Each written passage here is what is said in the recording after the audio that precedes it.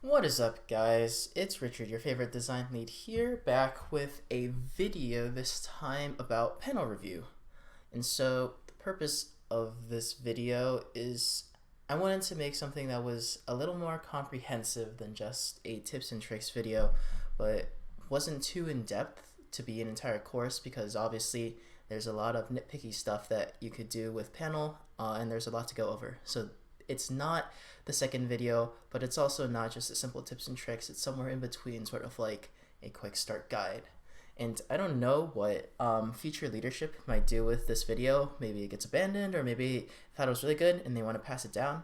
But I think some introductions are due in case people actually don't know who I am. I was the Generation 3 design lead who presented on the panel project in 2019.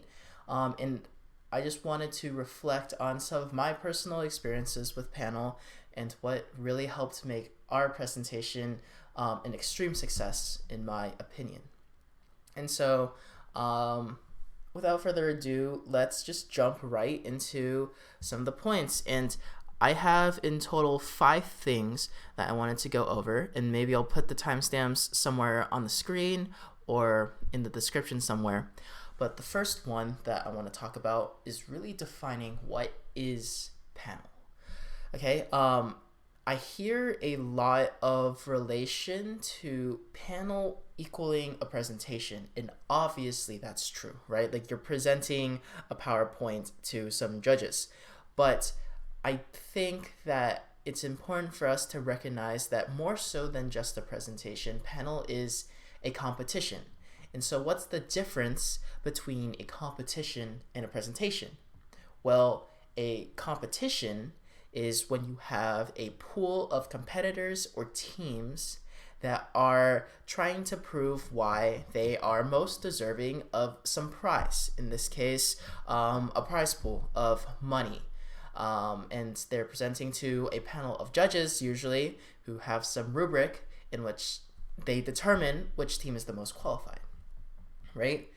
And I know that sounds really basic and it sounds like common sense, but it's important for us to realize that that is inherently different than giving, say, a senior research design presentation, right, at some expo, right? In that one, I don't think you're necessarily competing. You're just trying to show off what you've done to either people who are passing by or recruiters or family and friends who come to visit.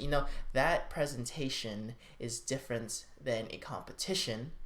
And it's important for us to recognize that because I think we should try to play the game a little selfishly. And what I mean by that is since it's a competition, we don't want to give away all of our secrets. For example, we want to keep our slides hidden from the rest of our teams. We probably sort of want to be standoffish and not offer too much advice besides like the most general ones. And we really want to ensure that we can do the best that we do and that we stack up to the competition.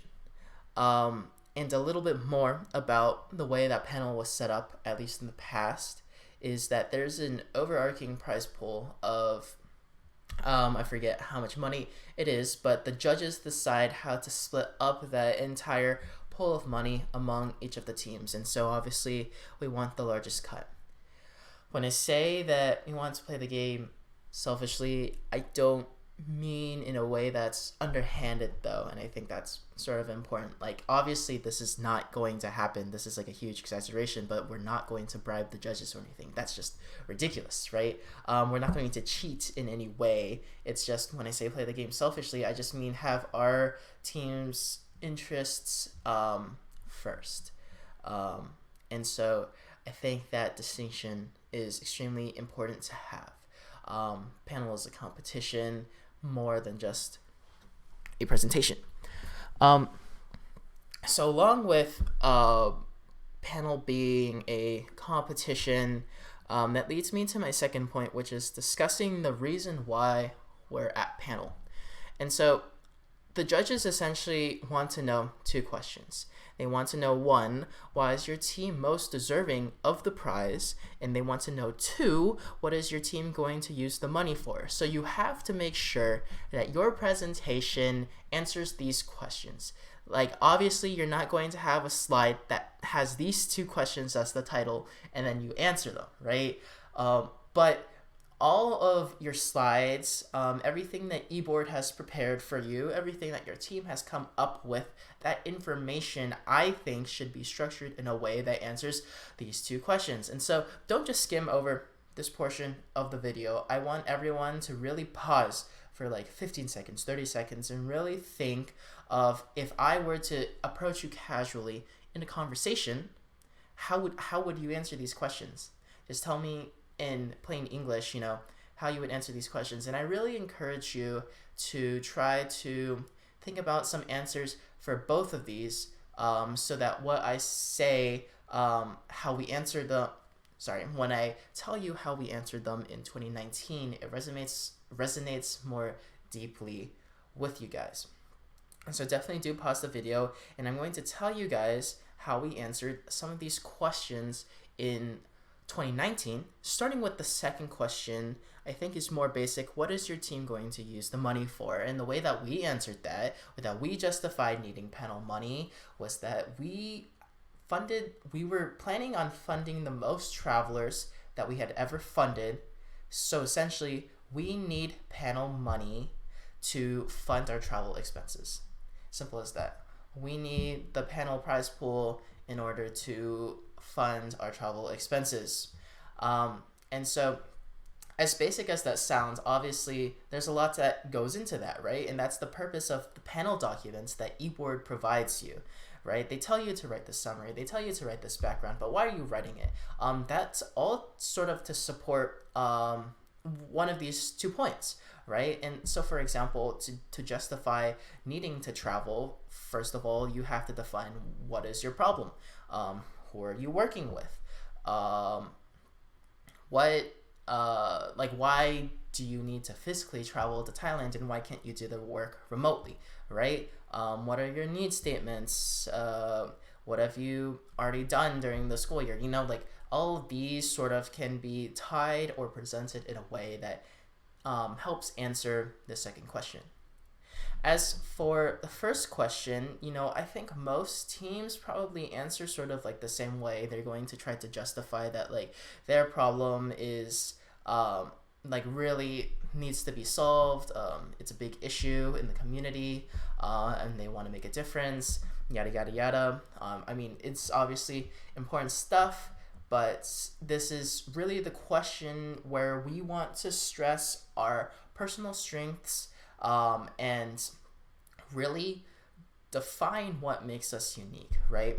And so I think for our team, we have such a rich history, and our founders have done a lot of things right in the past, I would say, that has allowed us to have a very unique relationship with our partners. So first of all, what I'm trying to get at is that our team is unique in the sense that no other team really has something like Purple Lab, right? And Purple Lab is something that really makes us special, right? That's tangible evidence sort of our project working, in my opinion, right?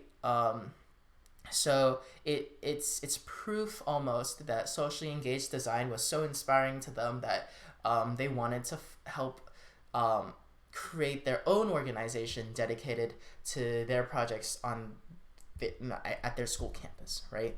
And that's what makes Blue Lab really unique, because I don't know of any other team that has that sort of impact on the community, really. Or in that sense, I'm sure plenty of teams have some impact on the community, but no team has done what Blue Lab has done with Purple Lab ever, so far.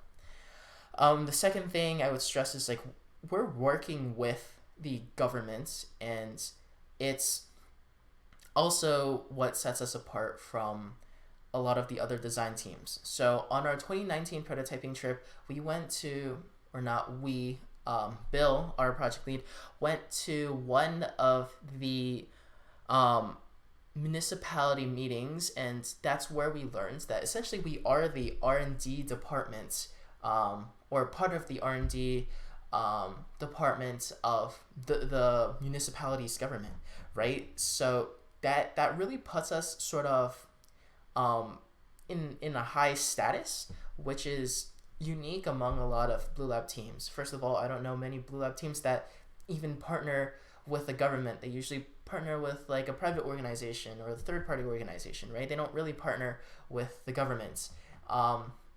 And secondly, to be treated in such high regard by the governments is really something special. And I think that's what really helps set us apart. Okay, and so to wrap up this specific point number 2, the reason why we are a panel, just make sure that in your presentation, you can look back and you can say, hey, one, we've talked about why our team is most deserving of the prize, probably by discussing what makes your team the most unique and sets you guys above the rest of the competition. And the second thing is like telling the judges in like a presentable manner, like what you plan on using the money for and why you need that amount of money, really just justifying the spending here. Okay, so those are that's sort of everything that I wanted to say before I jumped into some examples here. Let me switch scenes really fast. Okay, so in this section of the video, I'm going to try to compare 2 versions of our slides, okay? And I really want people to think about their first impressions for each one. So I'm not going to go into detail. I'm not going to really give you guys a presentation on each of these. I'm just going to run through the parts of the presentation that we chose, and I just want to gauge first impressions. Basically thinking about which one is more impactful while I go through these. I want to know which one is easier to look at, and most importantly, which one would you rather sit through, just purely based off of the layout, the design, the aesthetic of the slides. Like, I'm not going to go and I'm not going to actually present each of these. I just want to know which one stands out more, right? Just based off of first impressions, okay? And so, starting with this presentation over here, we have our title slide. We actually skipped this slide, but this is who we are, our partners, our project overview, what we did on our 2017 needs assessment trip, our 2 primary needs statements. So in this, in 2019, we actually had 2 needs statements, one for debris and one for drainage.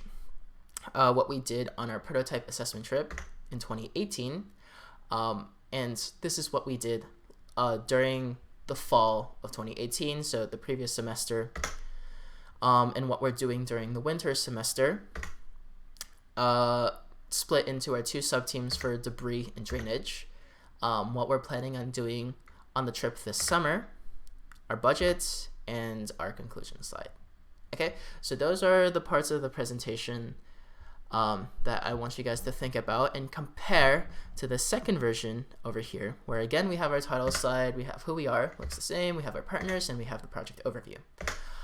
We have our 2017 needs assessment trips, we have our primary needs statements, we have our 2018 trip, we have what we did in fall of 2018, so the previous semester, and what we're doing this semester in the winter, split into debris and drainage. Then we have our plans for the summer, our budgets, before wrapping up with the conclusion slide. And so sit on that, and I hope that by going through both of these, I know that it's sort of like a Dora the Explorer thing, like, hey, which one do you guys think is better? But like, I hope what the answer is, and everyone answered the same, is that the slides that I'm looking at right now feel more impactful, right? And so if I really had to break it down, I would attribute that to the use of graphics and limiting the amount of text, and also the use of color schemes, right? And so I think one really good example of 2 slides that would be powerful to compare is the last semester slides for fall of 2018, right? And so let me scroll to that over here as well. Okay, this slide that I'm currently looking at just feels worse to look at. There's just so much information coming at you within a 5-minute time span, right? That it's sort of hard to gauge like what's going on, right?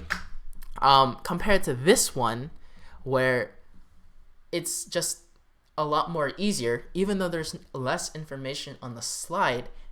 Everything that was previously a bullet point over here is a talking point that you should really just say instead of just write on the slide here. Okay, and that is the thing that I really want to drive home, which is we should not be using text as a crutch. That's really like a rookie mistake. Like, we should not be relying on the slides to tell us or to jog our memory for something that we should already know when the slide comes up. All right. All of this could have been removed, and they could have just, those are talking points. Like, we should just tell the judges instead of just writing it on the slide. And so, I'm sure that there's some psychology that is beyond me, but when I put myself in the shoes of a judge or just an audience member, right? Sometimes when there's like a lot of text on the slide, it's really hard to read what's on the slide and also listen at the same time, because like a lot of the times what someone is saying is worded differently than what's on the slide, right? And if what they're saying is exactly what's on the slide, then like, why are they even there? Like, I could just read through the slides, right? And so if it's like a lose-lose situation for having way too much text on a slide, right? Like, if you have like a bunch of text and you're just reading off of it, like, that's not very engaging. Whereas if you had a lot of text on a slide, but what you said is different than what you wrote on the slide, or like worded differently, then you sort of have too much information to really take in, and things are definitely going to go over people's heads. At least that's how I feel, right? So I think this last semester slide is a good example. Another good example for it is this 2019 prototype assessment trip, right? Sort of, me and Megan, one of the previous design leads, helped design this slide, and we sort of tried to stick to this theme of arrows, right? Like, bring prototypes to Thailand, test on sites, and then iterate using stakeholder feedback. And you can see within each of these weeks, we try to follow the same format. I think it's pretty cute, right? Whereas comparing that to this slide over here, it's like a really good graphic, right? But the problem is, like, in a 5-minute presentation, there's no way that people are going to take all of this in, right? Like, you're going to go way too fast. You're going to spend like a minute on, you're not even going to spend like a full minute on the slide probably, so this is a pretty decent graphic for maybe like a brochure or a handout, but in terms of its function within a presentation, I think it's lacking compared to something like this slide over here. Okay, and so I hope going through these two examples really helps elucidate the importance of trying to limit the amount of text that you have on a slide, and the importance of graphics and colors. Both of these you can find in the Drive. Maybe just search up the title of the presentation over here, just because I'm sure the format and the organization of our Drive will change over time, so there's no point in giving you guys the directories. This excuse me, this presentation for 2019 is especially good to look at, I think, because you can compare it to other groups and you can just see how much better we are. Because, like, honestly, looking at some of these other groups, that's just, it's way too much text, right? And I think it's obvious how meticulous we were about trying to eliminate that so that it doesn't look so cluttered. I guess shots fired, but who cares? Where's a better team? LOL. Let me switch scenes back, and let's move on to my fourth point, which is something that really resonates with me, and it's something that I struggle with, but it's understanding that talking fast is not the same as talking concisely. Okay? And so let me contextualize this problem for everyone watching the video. This team has a rich history, and I've said that before. And what that means is we have a lot to say, and we're never lacking in content. So we never have to use filler to ever just give our presentation any more substance. We already have a lot. In fact, we have too much sometimes. And that's where the problem for me comes in personally. I definitely want to give the judges the full rundown of our entire history of Blue Lab Thailand and hope that they can see why we're the best team. But truth of the matter is, not all that information is relevant, right? And going back to point 2, really all that information just should just serve to help support your arguments, okay? And you really need to think about what are the buzzwords that you really wanted to use in your presentation, and what are the talking points that you really want to bring up. And I know that traditionally, again, we have a lot of information. We really just need to filter down what we want to say and not just talk really, really fast and get everything out there, because that's just going to go over people's heads. Okay? This is also a really good lesson to take into Thailand as well, I think. I know that one of my nicknames back in Thailand from the Purple Lab students was a rap god, a rap monster, or something ridiculous like that, just because I don't think I talk fast for a normal native English speaker. But to them, I was talking really, really fast, and so I just needed to, slow down, pick my words really carefully, try not to use verbs that are, very over the top, and really keep it grounded. And I think,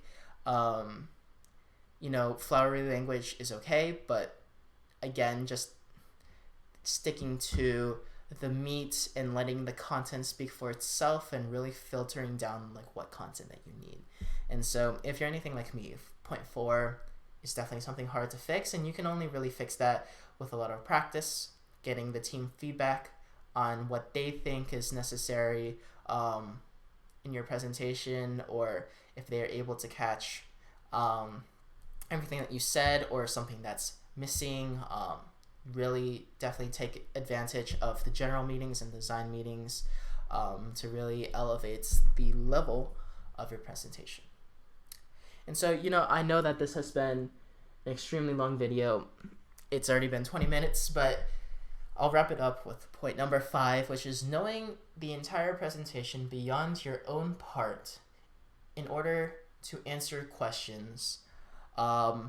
So basically, in this point, I'm just trying to say that don't just know your own slides. You have to know everyone's slides, and you have to know them in pretty good detail, honestly. You have to know them almost as if you could do the entire presentation yourself, right? And obviously, you're going to be a lot more fluent, and you won't trip up your words for the slides that you practiced. But essentially, the knowledge should just be there still, right? You should really be able to do the entire presentation on your own. That's my personal opinion, and that will really help you guys, just because while you're practicing, if someone misses a buzzword or an important talking point, then you should be the one reminding them, hey, you forgot to say this, right? And the second thing, and I think this is even more important, is that it's extremely helpful with answering questions at the end. So at the end of panel, there's always a Q&A with the judges, and a lot of times you're under a lot of pressure when you're put on the spot to just answer a question, right? And you know, like we do practice and try to really generate, or we have generated a document with a lot of key questions and really hard questions that we practice off of. But even then, you know, being put on the spot, sometimes you don't get to say everything that you want to say. It's hard to get the words out sometimes, and it's easy to choke up, and you can only cover for another person if you know the presentation inside and out, right? Basically, like, how are you going to add on to someone's response if you don't know what you're talking about, right? Like, this sounds super basic, super repetitive, but I cannot stress how important it is just to know someone else's part and be able to, like, just bring up the talking points if they forget to mention something in a slide and it's really important for contextualizing our argument, right? I mean, I guess like the third thing is, like, if someone forgets something important to say during their slide, you can also try to slip that in when you answer another question, just to make sure that it's there. If you really think that it's a big talking point, right? Basically, I just want to say that, like, traditionally, like, this will just happen usually because we practice a fuck ton. And so I know that in 2019, at some point, I knew Megan's parts, Megan knew Allie's parts, and Allie knew my parts, and, like, we knew everyone's parts so well that it felt like watching reruns of, like, the same TV show. And so I think that's really important and worth mentioning. Let's just wrap up so that this video doesn't go any longer. I know that a lot of this seems like a lot of basic knowledge or just common sense, but I definitely felt like panel is worth making a video about, just because it is one of our primary ways to get funding for traveling. You know, some grants you can only apply to once a year, but I feel like we can always sort of count on panel to you know, make a dent in some of the travel costs that we're accruing.